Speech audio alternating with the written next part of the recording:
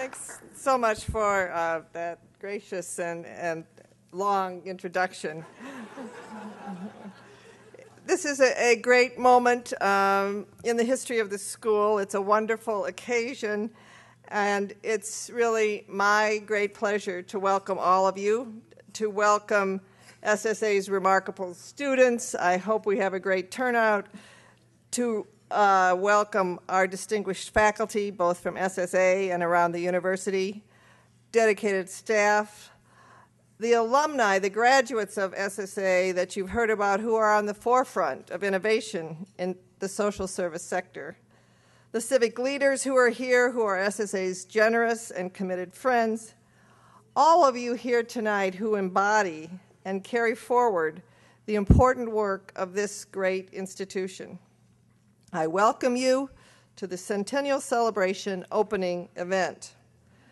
Tonight is a time to celebrate both our distinguished past and to envision an equally distinguished future. There are many people to thank for the work that's been done in preparation for our centennial this year. Our entire faculty, staff, and students, in particular, faculty members Dodie Norton, Sydney Hans, Julie Henley, Tina Zipnicki, Stan McCracken, and Pastora Cafferty, who has so graciously organized our honorary committee, which includes Mr. and Mrs. Richard J. Daly, David and Marilyn Vitale, Trustee John Rogers, Provost Tom Rosenbaum, to name a few. I'd also like to thank our distinguished alumni, in particular past and current presidents of the Alumni Association, Joe Lowndes and Molly Baltman. I thank our visiting committee. We had a great meeting today for their ongoing support. And I'd like to thank our Civic Leadership Committee, who are working very hard to raise money for our new building we anticipate building just to the west of the Mies van der Rohe building, chaired by David Vitale, Valerie Jarrett, Donna Barrows, Frank Clark, Ashley Duscherschloss-Joyce, and Brian Simmons. Our Centennial Celebration is officially launched with this event, and you may know includes 10 academic symposia, 3 faculty Harper lectures, a conference on gangs and urban violence, multiple alumni events across the country, and a closing gala in June.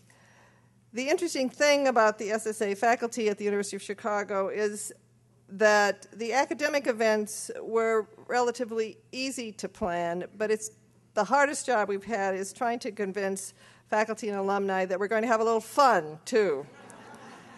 So stay tuned, because we are going to have fun in June, and I hope you will continue to participate in these events, particularly that you will be at the event on June 4th to have a little fun. Tomorrow, we hold our second Centennial Symposium that was organized by SSA faculty Mike Woolley, Melissa Roderick, Charles Payne, as well as Tim Knowles of the Urban Education Initiative, entitled Into the Second Century, Continuing SSA's Tradition of Improving Urban Education. This is a symposium that was generously supported by Chase Bank and by visiting committee member Judy Diamond. 100 years ago, William Rainey Harper, president of the University of Chicago, defined it as an institution committed both to rigorous standards of research and inquiry and to open engagement in American society. Harper stated, "Democracy has scarcely begun to understand itself.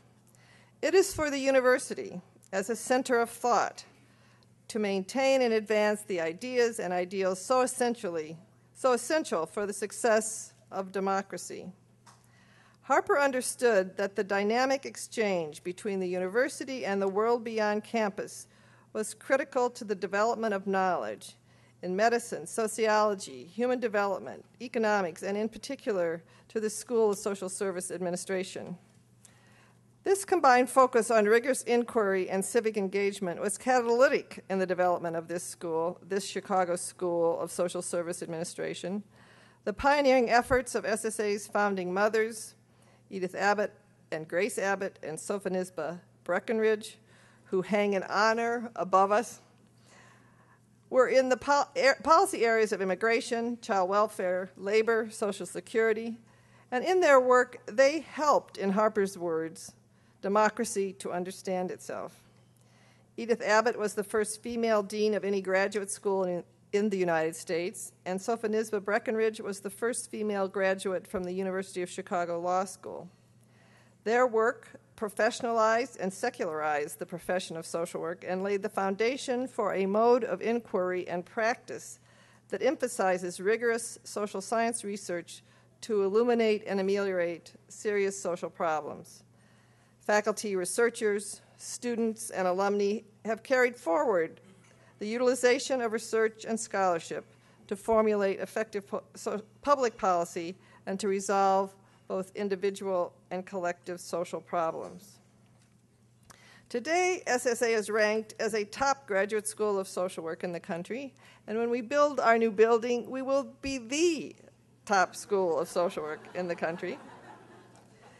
The Chicago School of Social Service pervades the field of social welfare and has provided a framework for decades of social work clinicians and policymakers, as well as, dare I say it, for community organizers.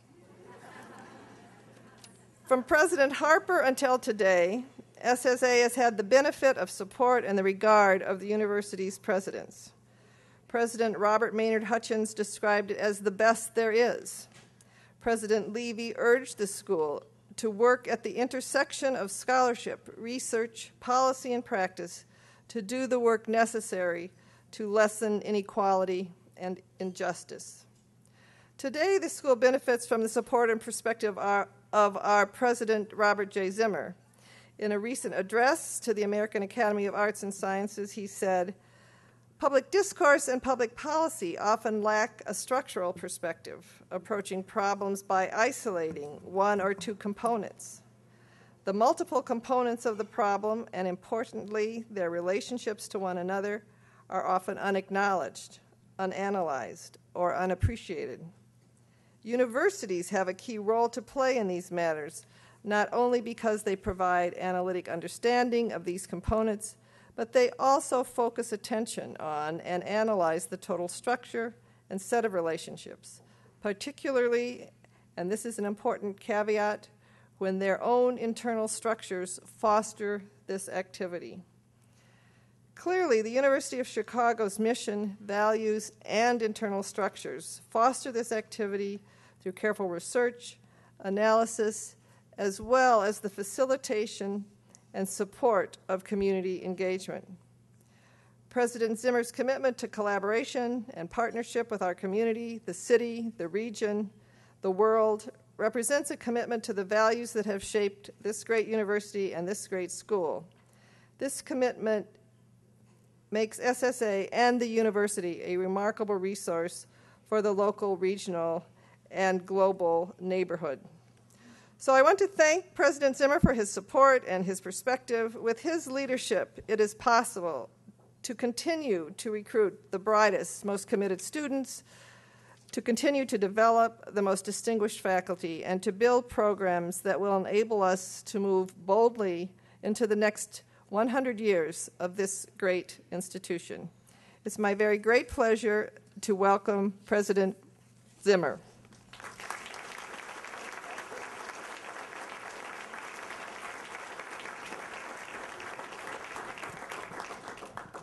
Well, thank you, Jeanne, for that gracious and long introduction.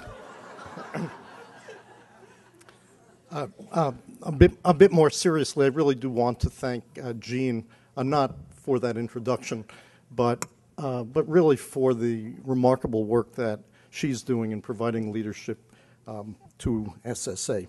I also want to thank those of you who are here tonight. As Jeanne indicated, the faculty, students, alumni, friends of SSA who are here tonight really represent the core of this school, represent its values, is what enables the school to go forward. Your commitment to the school and the ideals of the school are absolutely essential for its success, and I want to thank all of you for that commitment.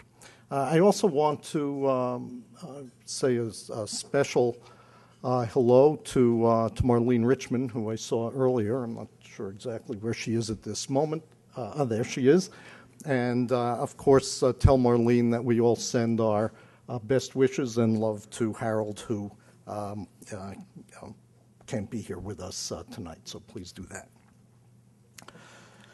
The Centennial is, of course, a wonderful moment for the school. 100 years is a long time, even if Jeanne has been here for almost a third of it.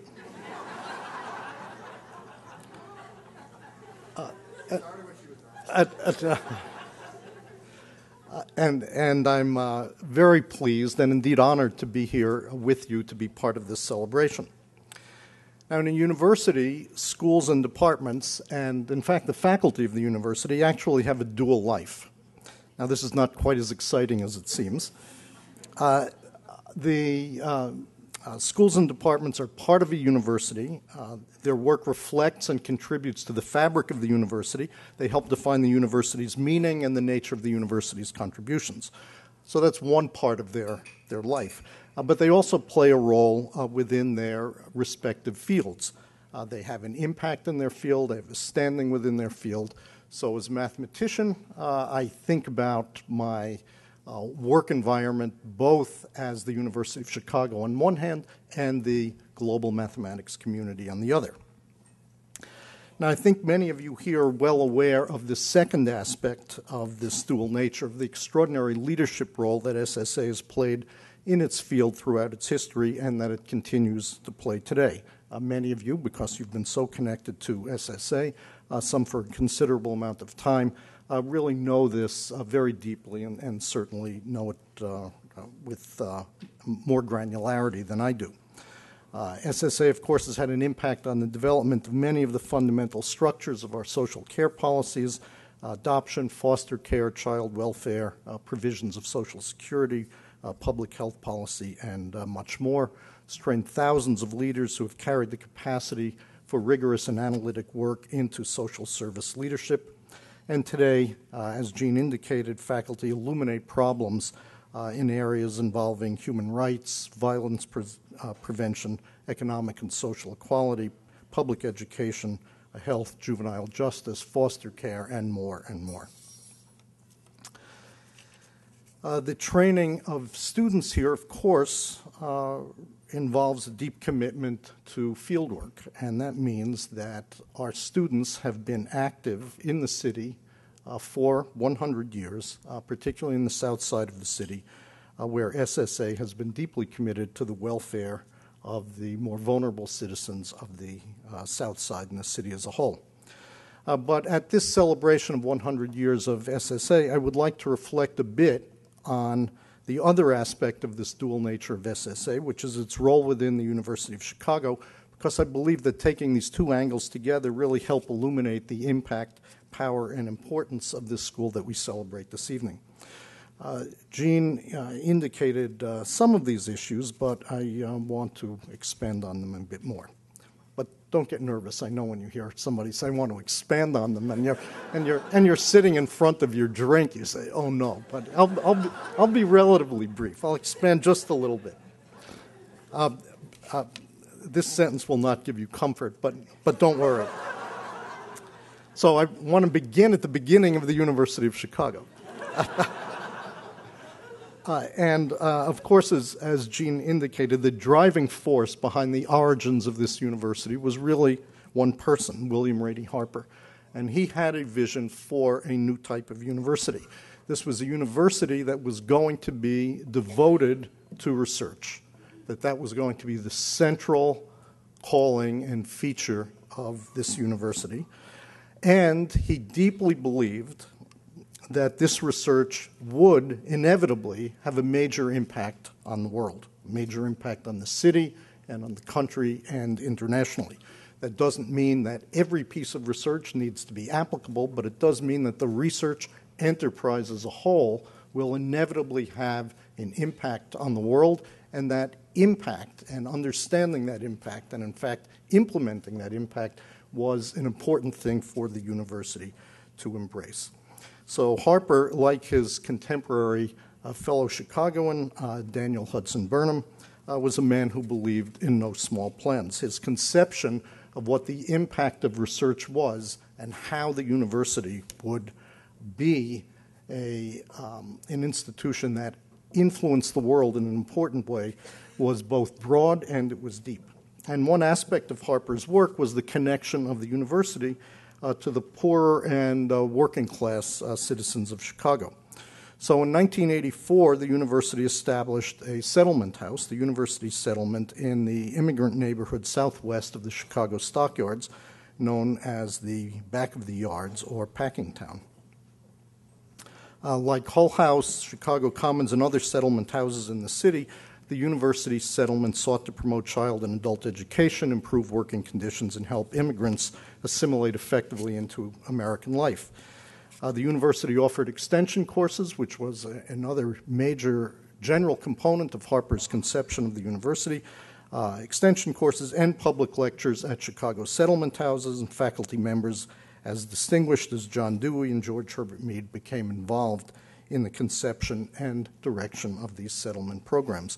And it was really in this context that SSA was created as one key and important aspect of the way the university thought about itself as a part of the rich vision that Harper had of the connectivity and impact that the research work of the university could have. Many of the pioneering faculty in the early days, of course, were women who really helped to design and launch SSA and professionalize social work, education, and preparation in the United States. And this entire effort was rooted, as it had to be, in William Rainey Harper's University, in the rigor of social science, evidence, and scholarship. I sit here and actually standing right in front of this banner for one of these early pioneers of SSA, Grace Abbott, and this statement says, "Justice for all children is the high ideal in a democracy." It's really a very simple and elegant statement, but one really focuses on it. It's an enormously powerful statement and actually an enormous guide to action. So it's quite powerful in its elegance and simplicity. But these leaders really created in SSA a school that was, as I say, an essential part of Harper's vision for what the University of Chicago should be. So we're now about 115 years down the road from the beginnings of Harper's University. Since that time, the university has remained absolutely faithful to the research foundation of the university. This has been the single defining feature of the university, and it's been a profound and defining feature which has what's made our culture so distinctive from everyone else's. However, the thoughtful and systematic connectivity and engagement of the university with the city, the nation, and the world that was an essential part of Harper's vision has in fact actually been embraced only to varying degrees by the university over the years. I'm happy to say that in the past 2 decades, the university's systematic engagement has reemerged. And here, I'm not talking about the engagement of SSA, which has been continuous, but really, how does the university think about itself? That has not been held onto, that vision of Harper's has not been held onto with the same intensity that the research focus of the university has had. Now, as I said on various occasions, the university is now fully embracing, really re-embracing Harper's vision as a university committed first and foremost to the highest level of research, but also with a belief that an essential facet of much of this research is the impact that can have on the city, the nation, and the world, so that we fully embrace, once again, this outward-looking view of the university. And what does this entail in the city of Chicago in particular? It entails the work of SSA, which has remained faithful to Harper's vision since SSA's founding, of Chapin Hall and the well-being of children, the Urban Education Institute, which, as you know, is a major new initiative of the university, running 4 charter schools and focused very intensely on how to create a model for urban education in this country. The Urban Health Initiative, which is designed to utilize in a rational way all of the healthcare assets on the south side of Chicago for the benefit of its citizens. Arts programs, not only connected with the great cultural institutions downtown, but with the art institutions on the south side of Chicago, science education, job creation, and using the university as really as a beacon for the type of a global city that Chicago can become. Now, recently we announced the appointment of Anne Marie Lipinski as Vice President for Civic Engagement. And if you read, as I hope you did, the statement of her appointment, that this statement was focused on looking toward the University of Chicago as a model for what an urban research university should be in connection to the city in which it resides. And so Anne Marie's job really can be viewed as a concrete way of thinking about this renewal of Harper's goal and vision for connectivity. In large measure now, SSA, when one looks at this history of the university, SSA is the single most powerful continuous realization of this vision that provides the direct link, by being there continuously for 100 years, direct link between the vision of Harper and his time and the university's current commitment. So let me conclude where I started with a thank you to those of you who are here today, who are in many capacities are the stewards of this history, this commitment, and this essential role of SSA within the University of Chicago. I congratulate you on your work and thank you for your commitment to this remarkable institution. Thank you.